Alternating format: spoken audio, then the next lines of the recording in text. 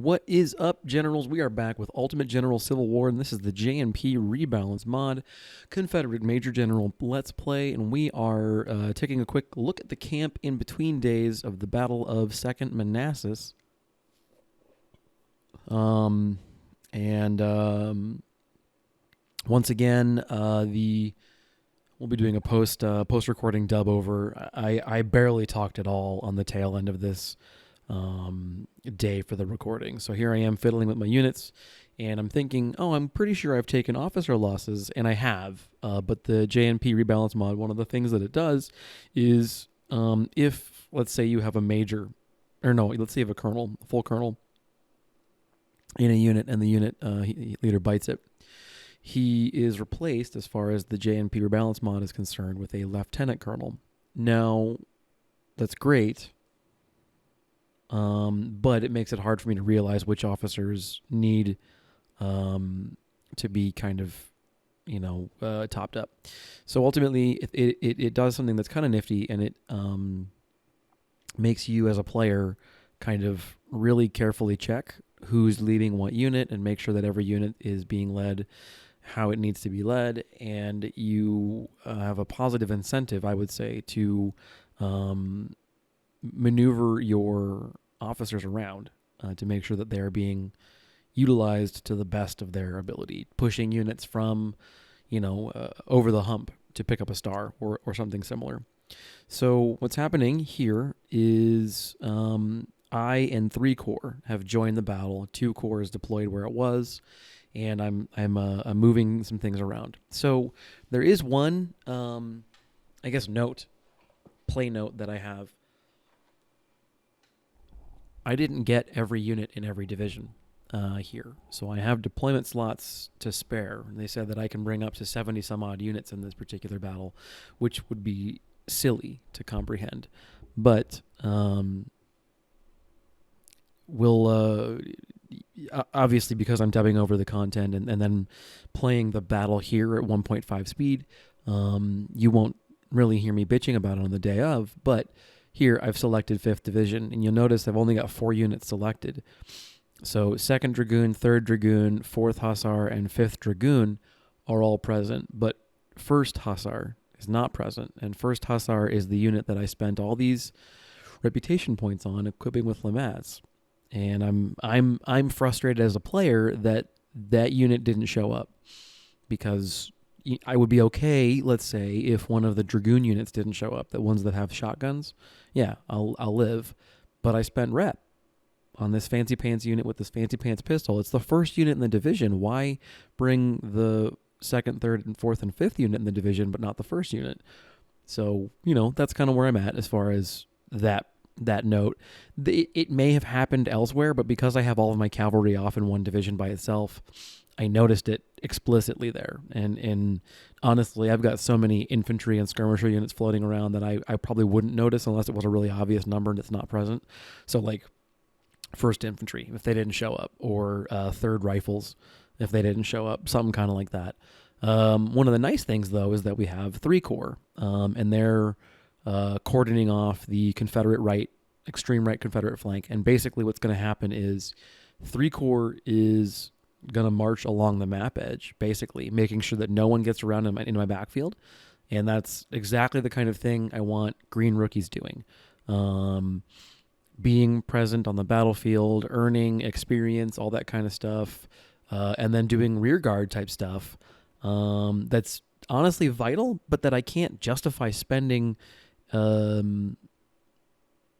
line, like a dedicated, experienced veteran line infantry unit on. And in these battles, every unit you have is a resource that you spend. Because, think about it. If a unit is in place X, they can't be in place Y. So having some excess units like 3rd Corps and the 1st Division thereof is an excellent way to utilize these rookies and get them some battlefield experience. And as a sort of a spoiler, they all pick up a star explicitly because they walk so much and they get so darn much stamina XP on this battle. And I think the experience threshold to pick up your 1st star is actually fairly minimal compared to, the 2nd and 3rd stars. So we have our first volleys. and we've already shattered a unit. Now, in fairness, some of these units are battered so heavily that it won't take much to break them. And this is part of my frustration with not winning the battle on day one, is that I feel as if the Union Army was so heavily battered that I could have, if I had been a little more aggressive or a little faster on the draw, wiped the whole thing up and saved us a day here. I try and see if I can't use 2nd and 3rd Dragoon to pick off that one small unit. And I do with 3rd Dragoon sniper fire, or not sniper fire, but horseback musket fire. Also, on that subject, actually, of the Dragoons, I just noticed earlier today that I got a comment on one of my older videos from Mike Sullivan, and he asks if I changed the perks that 3 Dragoon had, and the answer is no. That's what the unit spawned with in my campaign. It had never occurred to me that they have or may have randomized perks when they spawn in the vanilla game, unless I'm woefully mistaken. Their perks were fixed, so it's possible, and Panda can confirm, or Johnny, that their perks here are randomized. As far as I'm aware, in the campaign, the Confederates only get that one unit, the Cav unit, and in the Union campaign, after what the hell is it? Is it Antietam? I think is the first time you get a Union unit, and that's the Irish Brigade. Maybe the Iron Brigade. Actually, you know what? Now that I say it out loud, I'm pretty sure it's the Iron Brigade. And I think that they're also a 3-star infantry unit, and they've got, good weapons. And in the vanilla game, they've got pretty good perks too. And not that the perks really matter all that much in the vanilla game, but I genuinely forget what those perks are.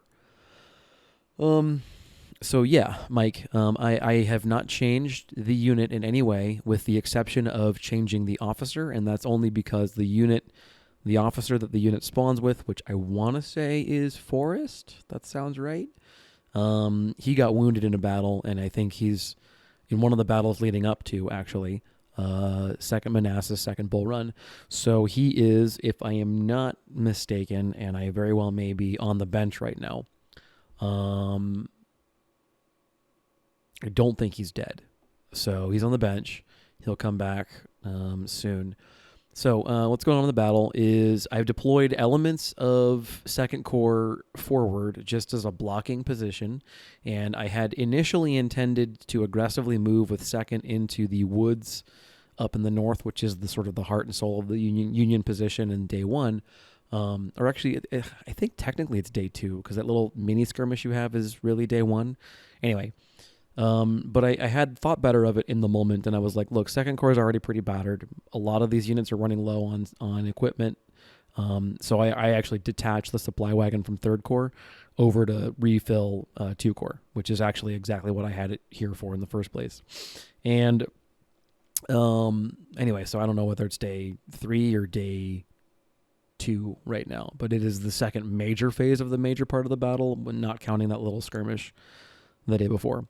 I had initially thought, I'll aggressively advance the 2nd Corps and kind of continue what they were doing, essentially, towards the tail end of the battle. And the thought process that I had that stops that in my mind is, look, 2nd Corps has already suffered pretty much all of the casualties. This battle's, whatever casualties we have in this battle, 2nd Corps has already suffered them. Or suffered the lion's share of them, because I think some I Corps units did take a bit of a beating, but I mean, nothing major, right? So let's not fight with 2nd Corps, but let's not use them as the majority of the fighting arm. Let's go ahead and let I Corps and 3 Corps take up the slack. And these units, especially in third Corps' position, but also honestly in the 3rd and 4th Division of I Corps, they're bloodied. They've seen a battle in the case of I Corps, but they're not very experienced. And this is a combination of the cavalry division plus 3rd Corps. Admittedly, it's kind of weird for me to call a corps that consists of one division a corps, but whatever. And I know I've seen the general name. I want to say it's Williams, General Williams. So we'll call it Williams's division. But I don't. have a great plan to expand that core much larger than it is right now. Because if the Union game is anything to go off of, the Confederate one probably is similar. You can play most of it with 2 cores and then have the third one show up for major battles, and that's it. And it's expensive enough to get lots of officers. I've got no intention whatsoever of spinning up, another couple of core. Although I will say Panda's done something cool where he fields multiple core in these battles that don't have the full complement of soldiers. And he does it because Panda has a better knowledge of what the spawning tables look like or when units show up. And he wants to use the other core to sort of push his finger quotes here good units up earlier in the deployment order. And that's very clever, and that's really cool. It speaks to, I think, Panda's just incredible knowledge of how the game works, both behind and in front of the scenes, and all that stuff. I paused the I paused the game here because I had to go delete a file and take a text really quick. I had been playing for 3 some odd hours, so I pulled 2 core back with the thought process. We've functionally got the Union Army at this point bottled up in a quarter of the map. So let's let I Corps get into position. Let's let 3 Corps get into position. Let's let the snipers kind of do their thing, and let them pick off some of these small units, and let's let the cavalry from First Division, the cavalry division, or the First Corps, the cavalry division. Let's have them and 3 Corps work together as our flankers and make sure that the flank goes as well as it can. And then we'll use mostly forces from I Corps to wrap up the rest of the map. And then maybe 2 Corps acts as an anvil upon which I Corps can act as the hammer for. Because we do ultimately want to box in the Union here and destroy it. And we do have, for the most part, control of the battlefield. And admittedly, that's because some of these units, the balance points are a bit weird. Probably snipers are more powerful than the designers want them to be. I would imagine, because I struggle to see units that perform as well, especially in terms of an efficient kill versus death ratio. I struggle to find units in this army that perform as well as the snipers do. These guys are by themselves responsible for not most of, but a lot of the casualties. And certainly many of the units that shatter do so as a direct result of sniper fire. So the next thing that happens in the course of this battle is I seize this point here, and I don't realize that seizing this point, and this is a mistake on my part, I don't realize that seizing this point is going to expand the map and move us into the next phase of the battle where we fight over Henry Hill all over again, a la Manassas 1. And so I'm all proud of myself. I'm all yeah, look at my little attack force coming in here. It's going to be great. We're going to get that supply wagon. We're going to go ahead and, beat the crap out of that unit on the flag. But the map transitions, and all of a sudden, no longer is it a flag. And I'm like, shit. So the one unit that was defending that flag is now obviously not defending anything. I move my dudes here to sort of use this wheat field or cornfield or whatever it is as a lower position, sort of a place for my line. And then I have the intention of deploying my artillery along that same kind of battle line. And this is when I move into the offensive portion of the battle, when I want to destroy the Union Army. And the reason I do that is because we have more map to play with. And when I play Manassas 1, I think it's a really great piece of defensive terrain. And I've played this from the Union perspective enough times to know that there's not a lot of stuff over here. And so I'm thinking okay, let's get the cavalry division in here pretty aggressively and take out these cannons. Let's get 3 Corps up into position ASAP and have them kind of Yeah, okay, never mind. Forrest gets wounded now, which is great. You know, the first shot that unit endures in the course of the entire battle wounds the colonel. Wonderful, right? I mean, yeah, it's artillery. That part's not ideal by any stretch, but I mean, come on, dudes, really? Yeah, let's secure this portion of the map as quickly as possible, and let's use units like Third Corps to do it, or Third Corps to do it. And the thought process there is, these units, I don't need them elsewhere in the line, and so if they're over here holding this portion of the map that I'm pretty sure isn't going to be heavily fought over, they're doing their job, basically. And these big-ass grenadier units, I do and I don't like them. I think they're a success insofar as they're functionally free to put together, and the Confederate stat is the baseline for Confederate stats is pretty good. So they're functional in their role, and I get them into melee combat, I think, exactly once in the course of the entire battle, and they are brutal in that engagement. Is a combination of the fact that the percussion cap musket's basically useful for nothing else besides melee, and the fact that the unit's huge. And again, the fact that the basic Confederate infantry stat, like unleveled up in anything, I've got a couple points in training and whatnot, is surprisingly good. Now, this is obviously nerve-wracking to me, is this big-ass unit of cavalry coming up on my relatively soft underbelly. And he's clearly just kind of going for the supply wagons. And in fairness, so am I. Like, I can't try and pretend like it's anything that I wouldn't do, because it's exactly what I'm doing right now. Is going for the supply wagons and then going for skirmishers if you can find them isolated.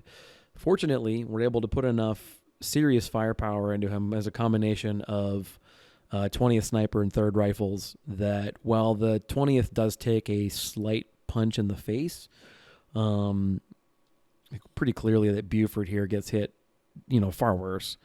And yeah, talk about the Cav division here. They're pretty, kind of aggressively stealing off with these supply wagons.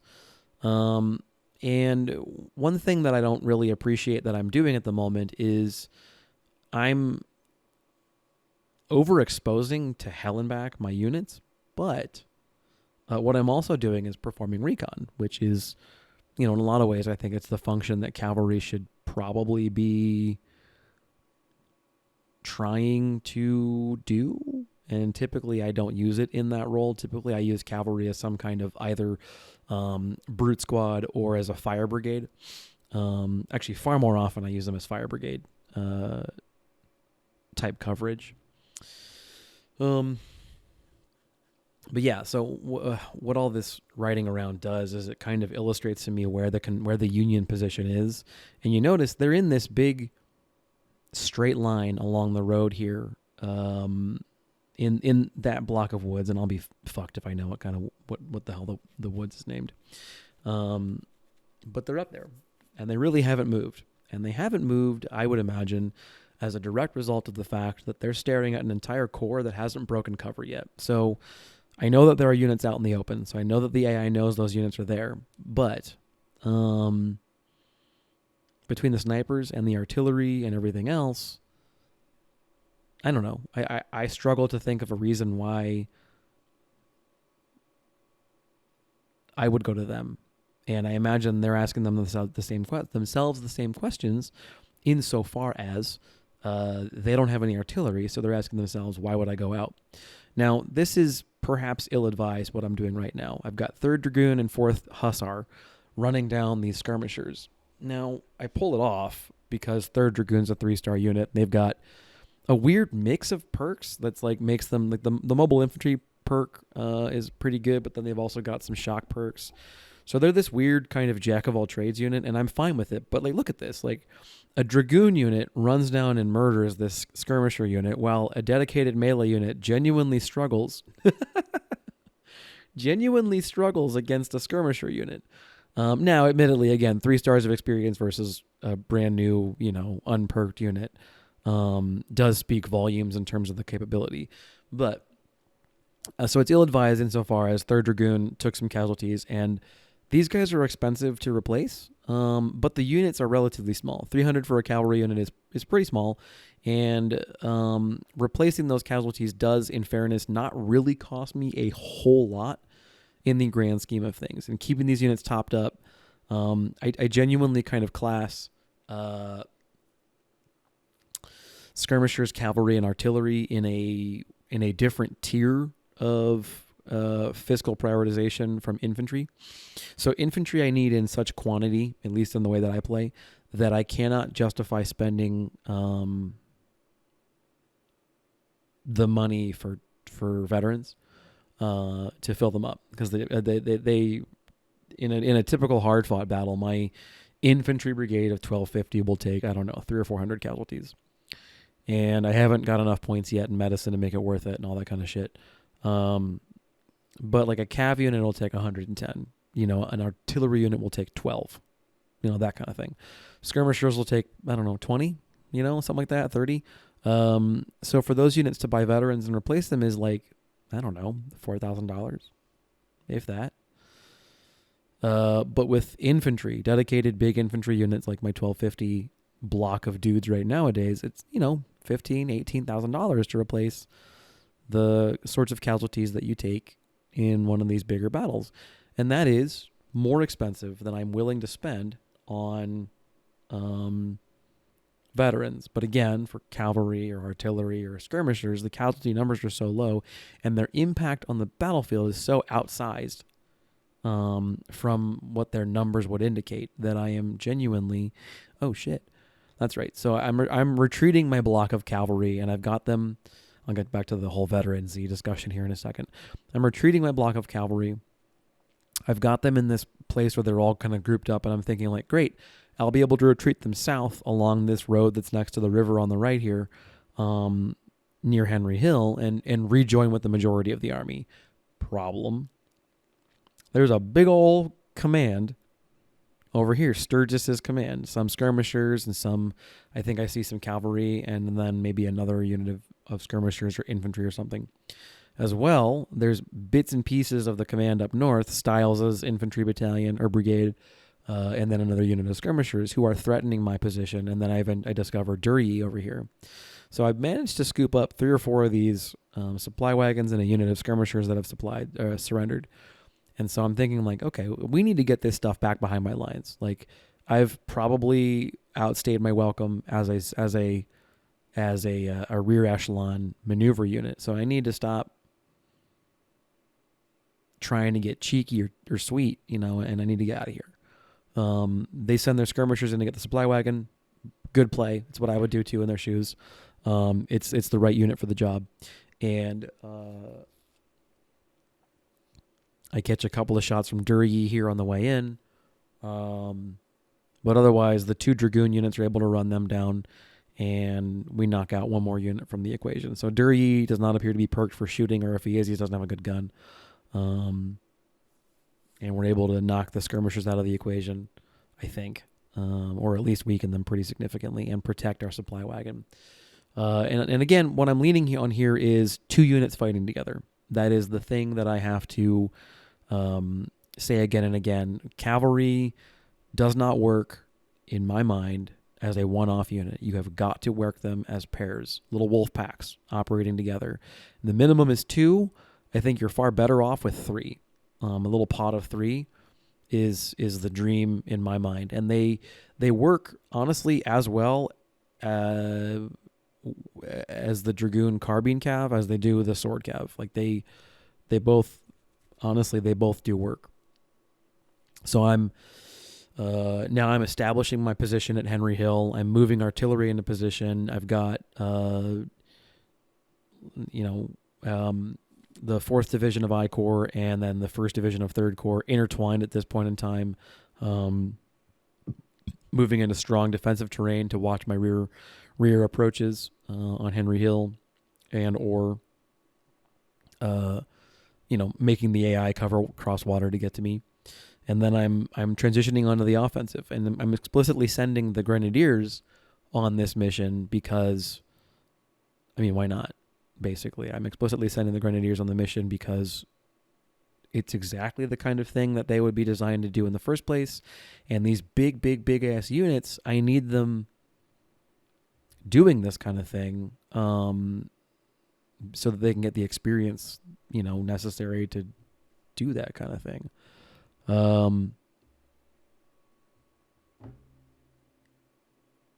Yeah, that sounds like pedantic and silly. So, part of the other thought process is that the 7,000 of them together, the 2 grenadier militia units combined, should be able to take out 2 units of cavalry, especially if they're dragoon cavalry, which they are. They probe my lines with skirmishers, and I've got formed heavy infantry resting up and waiting. So it's not really anything that they're going to have a shot at making work. So to support the two grenadier brigades, I end up deploying the cavalry division again, who are admittedly a little battered, and so I do slowly start to want to kind of take the brakes on them and use them really only in places where I know for sure it's going to be advantageous for me to do so.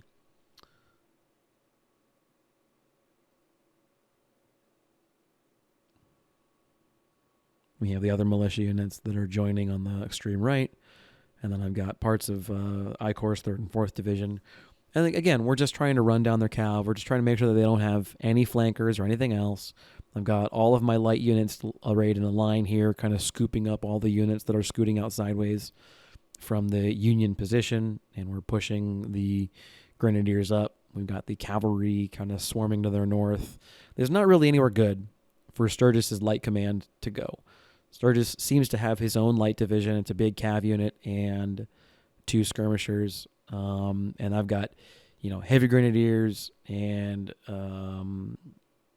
cavalry swarming in on his position. And there's just nowhere for them to go. If they want to go south, they're going to end up going into melee or into the water where there's just infantry waiting for them. And if they go north, they're just outnumbered pretty heavily. And this is the last thing that I want to take out before I move on the Union command here in the what I'm calling now the center of the battlefield. But you get what I'm getting at is I've got my light units moving into position to keep on poking at them and making them nervous. I've got my various cav units kind of dealing with anybody who tries to escape. And we just ultimately work on trying to destroy as much as possible this command of theirs. And pick up supply wagons, pick off units that kind of get isolated and that kind of thing, hunt them down with big swarms of cavalry working together, and keep them from getting my supply wagons as well, obviously.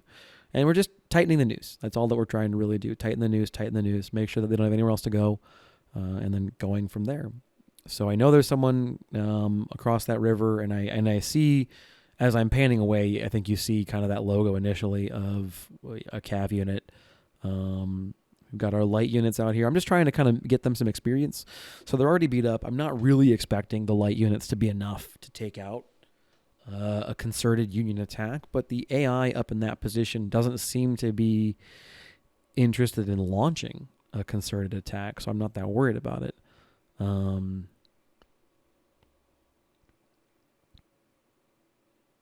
And now I'm running 38th and 39th into combat. One interesting kind of thing I've realized is that the Springfield has a really nice reload ratio, reload speed. And so if I don't dedicate them into some sort of melee offensive maneuver, they'll fire and then they'll take 3 steps, reload, fire, take 3 steps, reload, fire, that kind of thing. So I gotta turn the gun off and have them run until they're close before I press the charge button, and then they do their thing, and then they brute squad the hell out of it and that kind of deal. Like I said, these units do great. They don't require any finesse really. They do a little bit in terms of timing and that kind of deal, but it's really nice to have just a brute squad that does exactly what that kind of a name would imply. And they do really, really a lot of really good work, kind of cleaning up any flankers. and making sure that I can properly focus the majority of my efforts on the right portion of the battlefield, which is to say the part where the enemy is. And we're still trying to figure out where all their cav is. And so one thing I will say that's sort of a negative point here is I've got a lot of elements of my army just sort of twiddling their thumbs for waiting for me to close the door and get the last remaining bits put away. And that's not even a little bit ideal, obviously.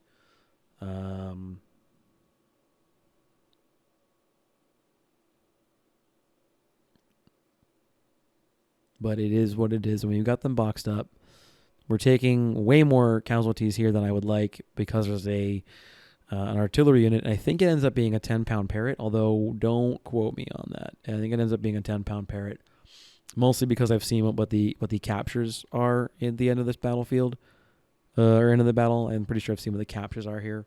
So I think it's a 10-pound parrot, but we'll see. So I get a nice hit from the AI there. The AI has done a good job with target prioritization, and having seen that there's an active artillery unit, I then now decide, okay, we can stop, in essence, playing with our food, and I get second corps in the mix. And they're a little low on supply, except for over here in that little copse on the by the railroad track, and that's because I've got that supply wagon from Third Corps has moved up there. They got a skirmisher unit up, and they get back one of their supply wagons, which I promptly recapture and then shatter the unit. And at this point, I'm trying to mostly keep my melee brute squad out of direct action, and that's because all these units are in a vulnerable-ish state, and I'm debating pushing up the average size of a cav unit to sort of match. But we're also deploying a large contingent of infantry, perhaps larger than necessary to wrap up that one cav unit. But we are also beginning to move the regular army into action against their central position. And namely here, I mean my counter battery assets, and then also the heavy infantry are attacking from the south as well.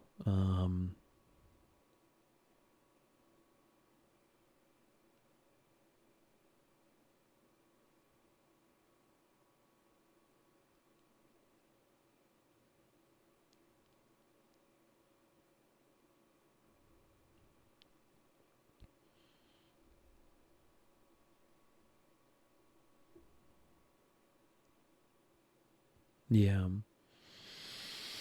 Notice as well that I'm keeping General Williams right with the bulk of the troops associated with his unit, and that's predominantly because it's a rookie unit or a rookie brigade. Gosh darn it. It's a rookie division. I can trust a little bit more units that have seen some time on the battlefield to operate kind of independently-ish, and I don't feel the same way, I guess you could say, about rookie units. Poor, maybe Buford, I can't tell. At this point, he's just kind of like clearly realized that there's not really anywhere for him to go. And the AI is just very confused about like what to do with this input. They don't really have a good answer. I'm waiting for Second Corps to get online over there on the left, namely the artillery. I want a counter battery mission to take out their cannon ASAP, essentially.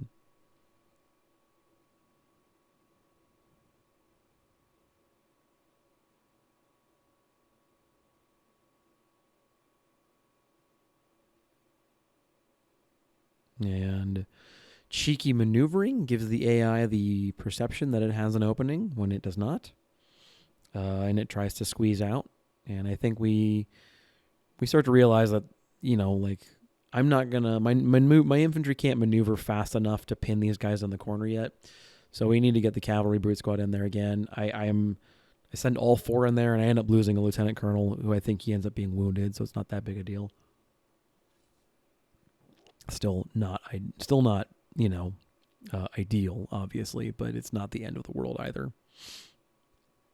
And we're continuing to move up our units. One thing is the artillery from First Corps is some of the heavier units, 20-pound parrots and that kind of thing.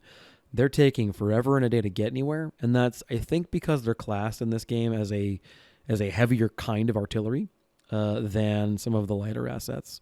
So they're just really not kind of built for maneuvering in this kind of a fashion. The 20-pound parrot in particular strikes me as being the kind of gun that's built to just sort of find a place and stay there. Like, pick your poison. This is where we're going to be. That's it. But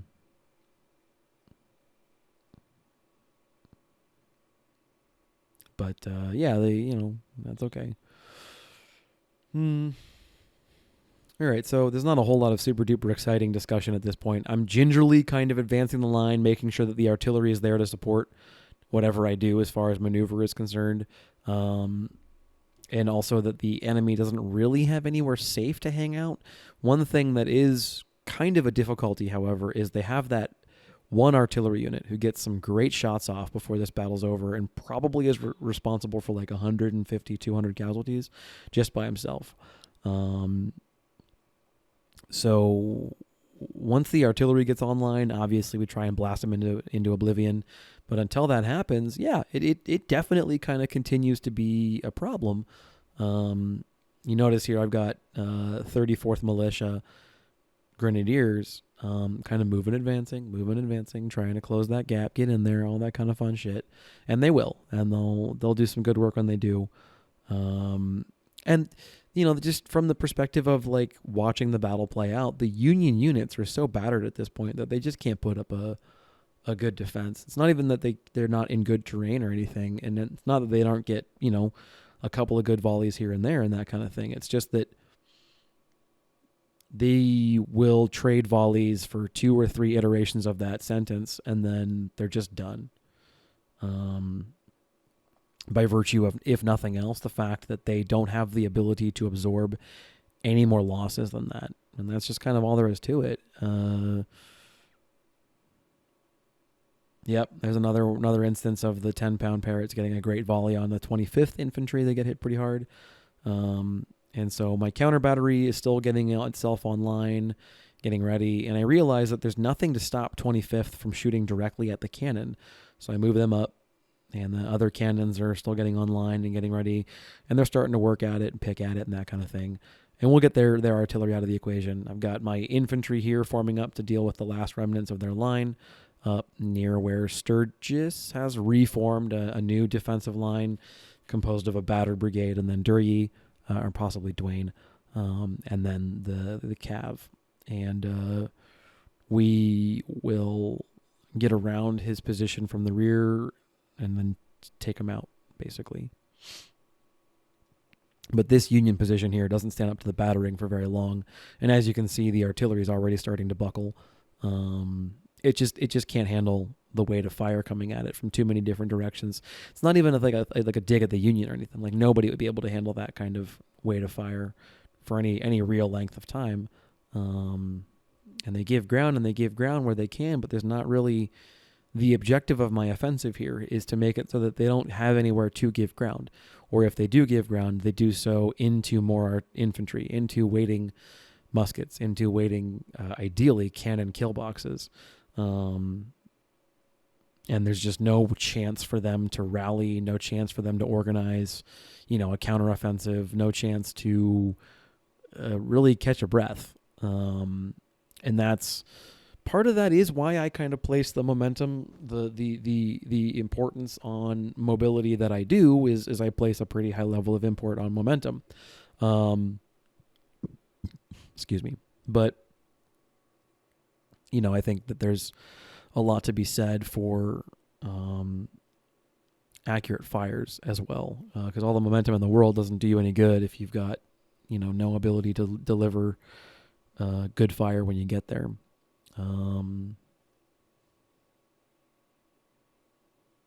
So here I find myself to the position where The militia grenadiers are actually somehow advancing with the main attack. And I kind of realized that, and I'm kind of like, okay, well, one of two things happens here. I charge them into melee, and they prove me right, or I get them killed. And I decide, well, let's just see.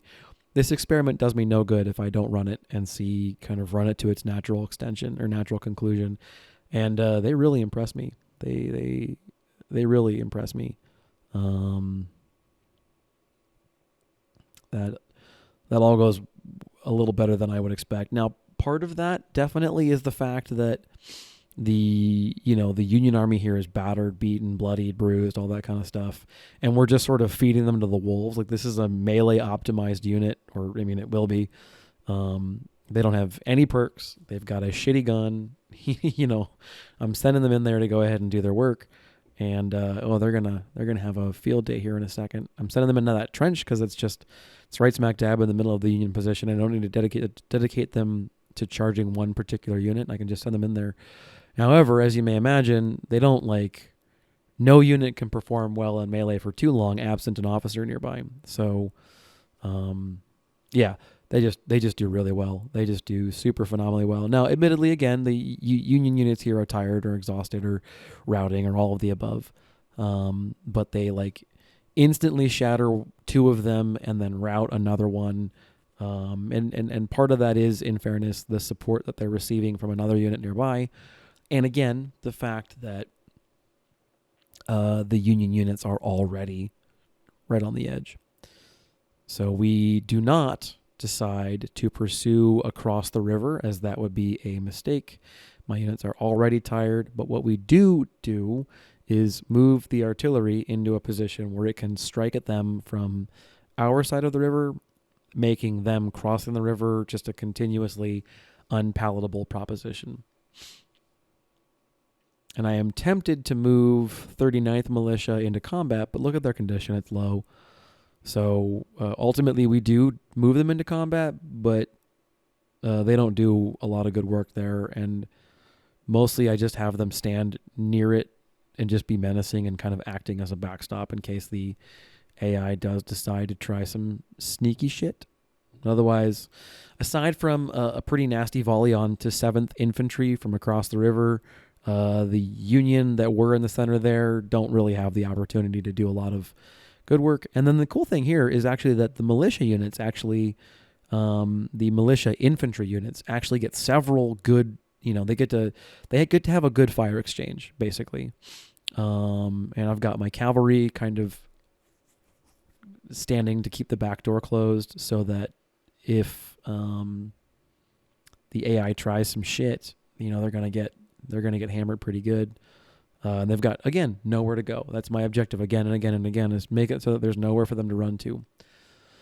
The militia units, as you can see, the volley fire is not incredibly accurate. It's nothing to write home about, but they're doing well, and that's a combination of good weapons and then the accuracy perk that the General Williams has, and then the fact that there's 3 of them firing at one unit who's out in the open. So all those factors together. And then they make melee contact, so I decide, okay, that's the moment. We just go ahead and send everybody in and send the cavalry in to close the back door and all that kind of thing. And it's a it was a pretty cool kind of climactic way to end the battle as far as I'm concerned. Very few units, as you may imagine, make it out of that.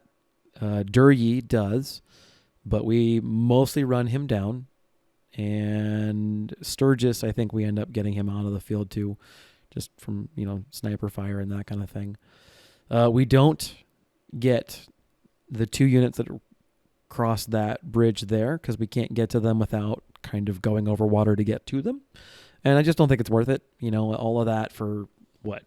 1,500, if that, Union infantry, whatever, it's fine. But we do get Duryi here, and I put the camera on, fast.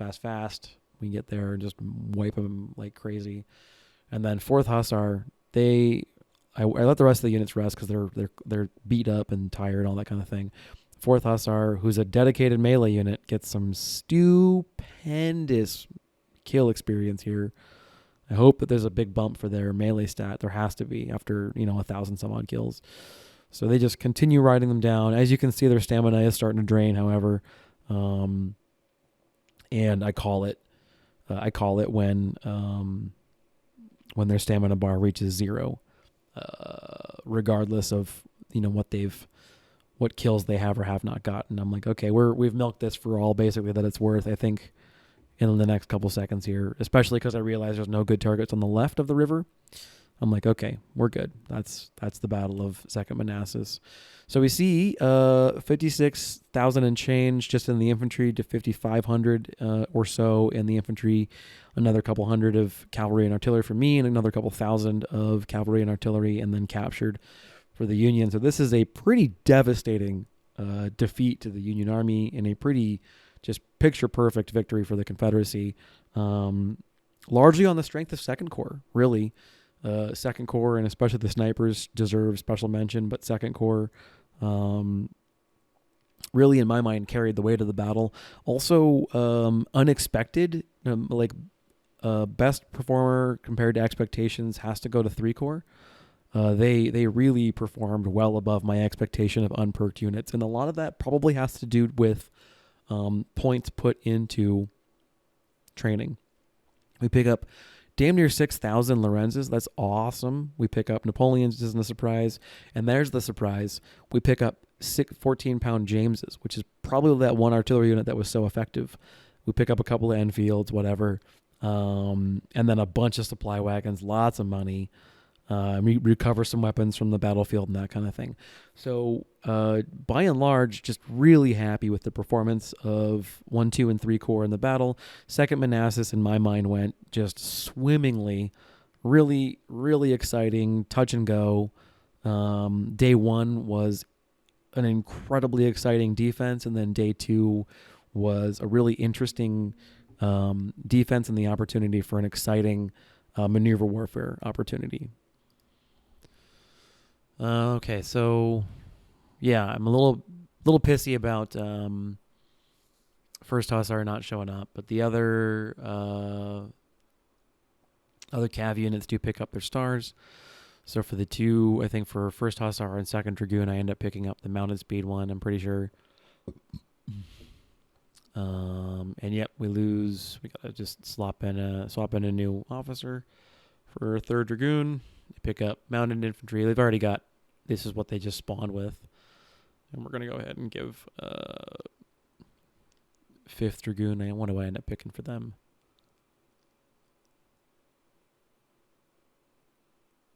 Let's see. Replacing this. Yeah, this is expensive. This is definitely expensive. Invalidating my earlier complaint about it's expensive. But then look at what it costs for a 1-star unit. So this is definitely per star. It for sure increases the cost. No question about it. I'm not super sold on the whole shotgun thing. That was kind of a cool, fun idea, but I'm not. We'll see. We'll see what I end up doing with that. But I am probably going to keep using the unit as a brute squad unit of some kind or another.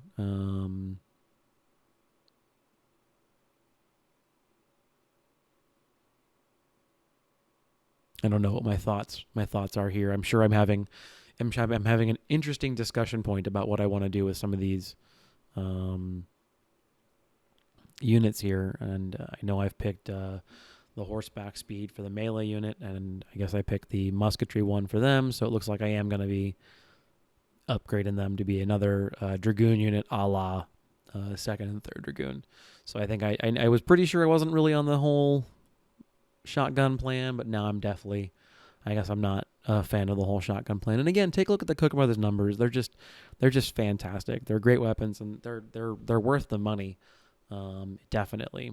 So yeah. We do a little bit of army cleanup. We take a look at what's available. It looks like it's Enfields, and then also the Richmond rifle, CSR 1855. Looks like it's a knockoff of, I don't know, Harper's Ferry, I think. We also have access to the Whitworth and the 4.5-inch Siege. These are both great weapons, predominantly because of their range. I think I'm going to end up trying to pick up basically all of the weapons they have access for me here. And I know I can get both the cannons and I'll probably end up having to wait for a second, and then I'll pick up the 2000 Enfields if I can, rather than the Richmond rifle, because that's a good one, but the Enfields, to me, you get 500 more of them. I don't know. We'll see. I'll have to figure out what I want to do with that. If I can convert, which one's worth more and throw together some quick Excel or something. Yeah. Rep rewards are pretty attractive. And then we have, lastly, I think this is the most exciting part in a lot of ways. I think I noticed that I want to start bumping up AO, probably.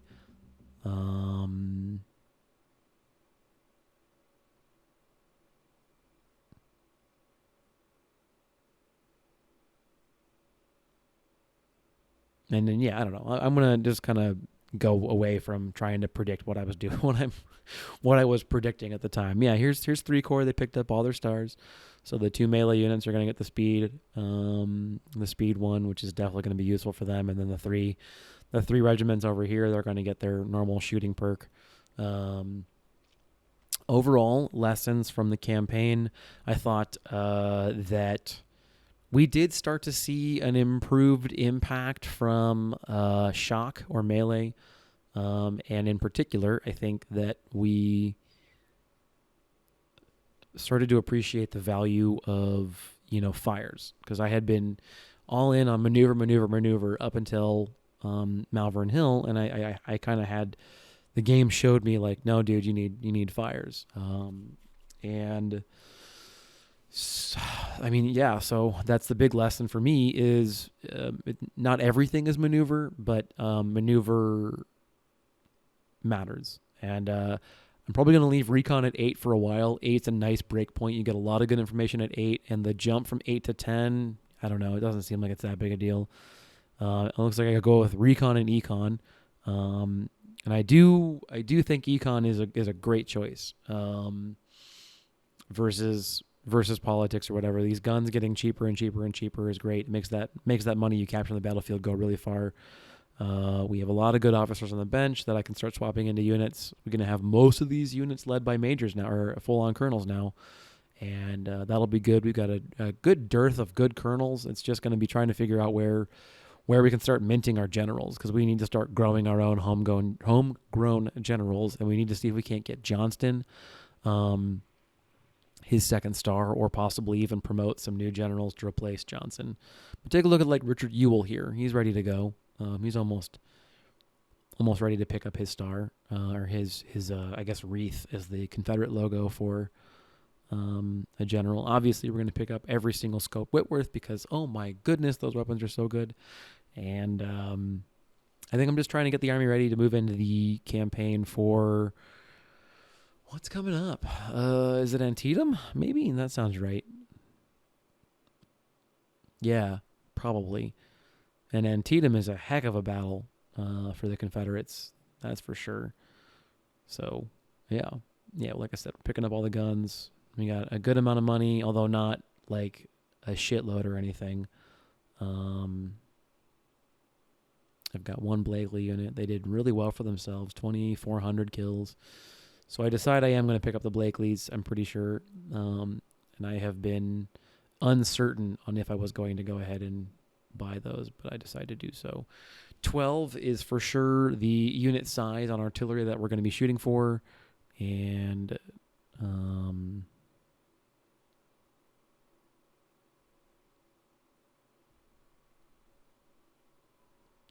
light infantry perks are interesting as well. I think the speed and cover is interesting for a unit that you were going to dedicate exclusively for like spotting, but the thing that I have as far as that's concerned is like, how do you get them to be good at spotting unless you're killing stuff?